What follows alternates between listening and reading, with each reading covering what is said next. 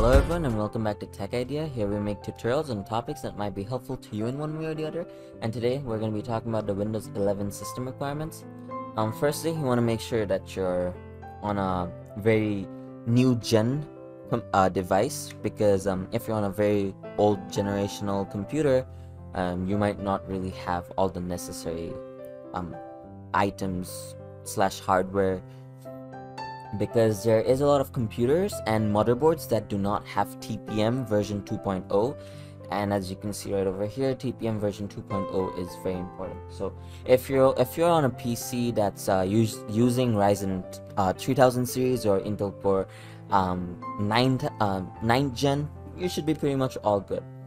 The 6th to 8th generation, it's kinda weird on that scenario, because some motherboard manufacturers, they made sure it's the motherboard has TPM 2.0 and some didn't, to save a little bit of money, because yeah, that's what they do.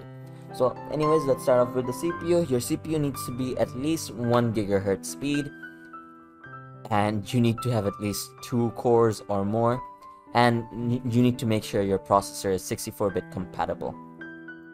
RAM, 4 GB is minimum, but trust me, if you use 4 GB, you're gonna have a hard time. Make sure your RAM is at least 8 GB, otherwise don't bother upgrading, because it will lag a lot. Your storage, 64 GB or larger. I would say definitely at least have 128 gigs for your system, or else you might actually run into some hiccups. And then system firmware, you need to turn on Secure Boot as well as UEFI, and you can turn these on from your BIOS, motherboard BIOS menu. TPM 2.0 can also be turned on from your motherboard BIOS.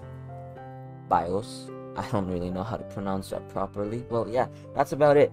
And you will obviously need an internet connection to download, install, and log into Windows after you've installed Windows 11. So I hope you found this video helpful.